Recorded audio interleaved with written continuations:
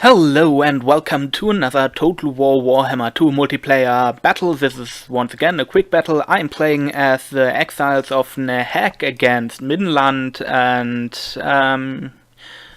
yeah, on the map Norden, I believe. Yeah, that's I'm not sure if I'm able to bring that much videos once again in the next few weeks. Until March, yeah, 3rd. I think it was the 3rd or something. March, because until then I will have my exams, and yeah, I don't want to get distracted too much. But one or two little distractions may be quite good. Okay, let's go to the army composition here. My enemy brought 2 troops of Outriders positioned here at the flanks, and I think 2 groups of Empire Knights. I really like these because they got reduced in cost and they got pretty cheap. Whoops, sorry. My microphone is on a bit of bad position. And then he brought 1 Light Wizard as well as 1 Witch Hunter, both on foot. The Light Wizard with Shem's Burning Gaze, Benora's Time Warp, well, basically all spells that are available, and Fast Protection, Light of Battle, Net of Amitok, and Banishment, naturally. And then we have a Witch Hunter with the Opal Amulet, Slippery, and Accusation, yep. As well as Boris Todbringer on a Pegasus.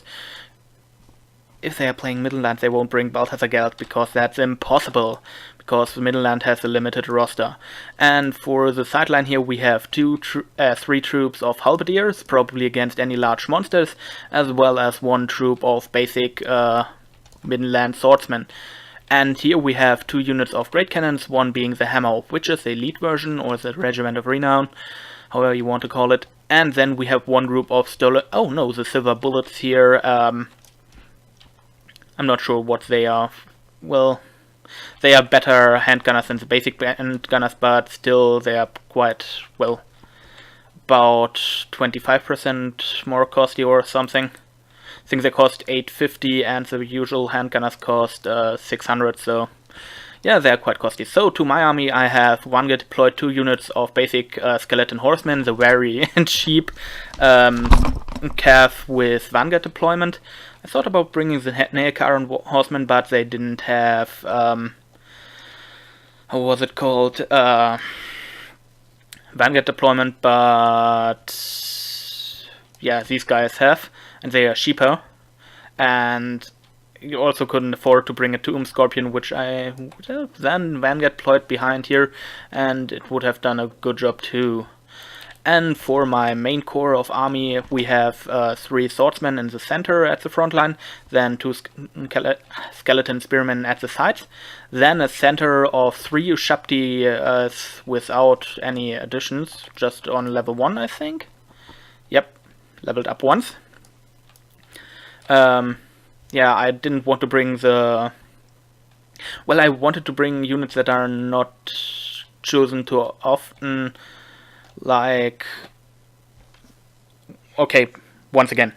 I wanted to bring some units, not the units that you see every time, well, except the Blessed Legion of Fark, because I needed something to help my units here to get up, survive a bit better and have some protection, but actually I probably could have brought normal archers. Then I brought a unit of Tomb Guard with halberds to protect my Casket of Souls that you can see here, staying in the center. And then I brought my hero squad with Grand Hero Fund Khatep, as well as 2 Tomb Princes. No Necrotech because, well, I wanted to have 2 Tomb Princes to protect Khatep, because he's kind of squishy as a mage. Yeah, so that's basically my death squad.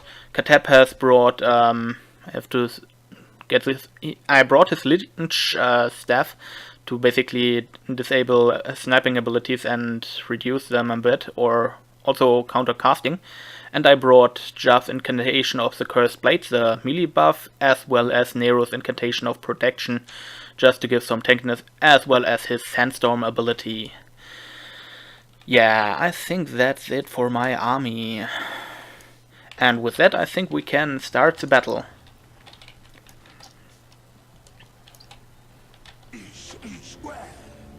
At the beginning here I see this one group of Outriders, so I know that they are there, and I didn't see these units except the cannons, I believe, until some point.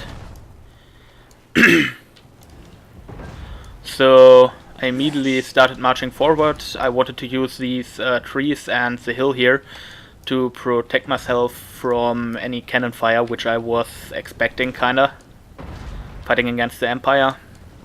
That's a clear thing you usually see. Taking Outriders is usually a smart choice against Necrosphinxes and all the other stuff. And they would have been pretty dangerous for my Ushabtis, as you can see here.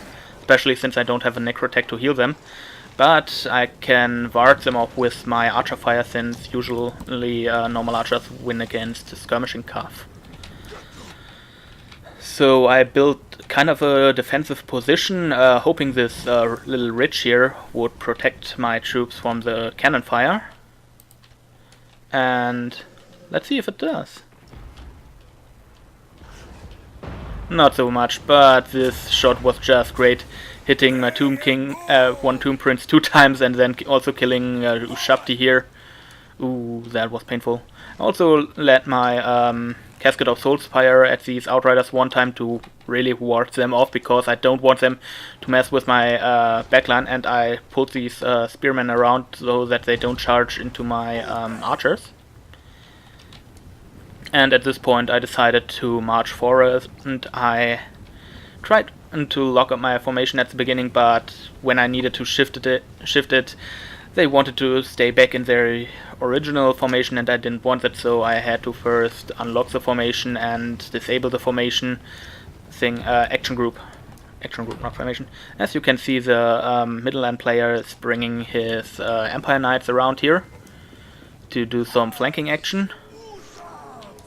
But therefore I have my Tomb Guard with halberds here to ward off that kind of shenanigans. And here we have a few shots going down into the Ushabti, which are a good target for these cannons. And they are dealing a lot of damage. And here we have a net spell going down. And I think just before that I kinda used my Jav's Incantation, what was it called again? My Nero's Incantation of Protection to protect one of my Tomb Kings, or did I misclick here? I don't know, one of these things. But at the same time I let my troops run through, and here we have a little shot of the Casket of Souls going into these halberds, dealing a good amount of damage. Thing is, on long range it's kinda unprecise, so you want to bring it into combat. And here we have Boris Todbringer trying to snipe Grand Hero and Khatep. Also, I think that should be the accusation going down here. But Khatep is close to his bodyguard, so he gets a little damage resistance. Also, we have these Ushabti going in here, and even though these are halberds, with the support of these many skeletons and the Ushabtis, they are quite capable of fighting them. Here we have Khatep going on against this Witch Hunter. Kinda mismanaged here because I wanted to use the Sandstorm ability here on all this blob up infantry, and as you see, it worked just perfectly. At the same time, my Nehikaran, well, not my Nehikaran, my Skeletal Horsemen, did run some interference with the cannon fire and basically routed off one of them and brought away the other. And the next troop is here to charge these little silver bullets, which were routed off because they got into melee combat with my troops. Here we have another load of the Casket of Souls going down on these halberdiers, dealing a good amount of damage. Also, we have the Empire Knight charging into my archers, but the healing wave procs, and that basically keeps them alive. And as you can see, it's only the first healing wave, so it's looking quite great for me here. I think that was some kind of buff spell I'm doing here to protect my people or something. And here we have a little banishment from the Light Wizard going off. I think the missile spell would have been more effective, because the banishment just wanders off, and well, it wanders off to be never seen again on the battlefield, basically. And at this point, this Doom Prince basically managed to rout off Boris, but he nearly killed my Lord Khatep. So it's still a pretty dangerous situation here, and if he comes back and could attack, it could be still dangerous. At this point we have the Empire Knights charging in onto Khatep, doing a good amount of impact damage here. But at the same time they kind of surround Khatep and don't use their charge against all these troops around. Also we have the Cascade of Souls firing in here, dealing massive amounts of damage. And here we have Boris coming in again for another attack against Khatep, who is now really on the edge of, well, dying. But the Tomb King comes in and did a good hit to Boris, which makes him rout just after he killed Khatep. But still, I have one hero on the field, so my people won't flee, and with that we have a mass rout. Well, I hope you enjoyed this battle. Let's take a look at the kill count here. My skeleton frontline didn't do too much. Well, they were mostly there to soak up damage, and they did that, and then procced their healing. One Tomb King got shut down prematurely by all this cannon fire and stuff like this. And Khatep also got killed by Boris then, but still I had a third Tomb Prince just to protect Khatep, since he's a quite squishy target. And yeah. Then we have this Tomb Guard, which mostly protected my archers, which are quite healthy, and were a big help warding off these Outriders, which could have done a massive amount of damage if they had supported the main fight against all these halberdiers. And Khatep got a good amount of kills with his one Sandstorm spell there. Yeah. And then the Ushabti were probably that what broke the Empire's mainline, which wasn't too strong. And at the point the mainline engagement was happening, the Empire Knights were too far away to really support the line. And let me tell you one thing. Knights, even if they are Empire Knights, they can deal with Ushabti, if they really use their impact and charge bonus. And for my Skeleton Horsemen, they did pretty amazing for just costing 400 gold. Yeah, they are cheap and a good Vanguard cuff, and they even one got 3 levels probably by killing a lot of these cannon crew people and then the silver bullets. So they were pretty cost efficient here in this battle. And for the Cascade of Souls, we've got also a good amount of kills here, dealing some finishing blows and finally routing off some troops off the battlefield. I think this was a clear victory for the Tomb Kings. Also one of my few Tomb Kings battle I've done yet, and I kind of want to do more. But there are just so many units I don't really like with the Tomb Kings. For example, the Chosen of the God, you just see them every time because they are so fucking good. And the Tomb Kings don't really need them. And yeah. Still, I really like... well, they can use them against flying troops. If an enemy really brings flying troops, you are fucked without any... good defense against them, like the Chosen of the Gods, and you probably should bring archers. I mean, even against cavalry they did a good job. I let my archers fire into these Empire Knights, to the Outriders, and into the melee blob ones, and it really helps your troops to reduce the enemy's armor, and with your weaker troops to fight a bit better. Yeah. Sadly, this army wasn't really prepared to fight a big front line of really cheap troops, and that was basically the problem with it. Yeah, or else this could have really dealt good damage against my Ushabti if they have marched forward and protected their cannon with like one troop of their knights. I think one troop of knights can have dealt with my skeleton horsemen.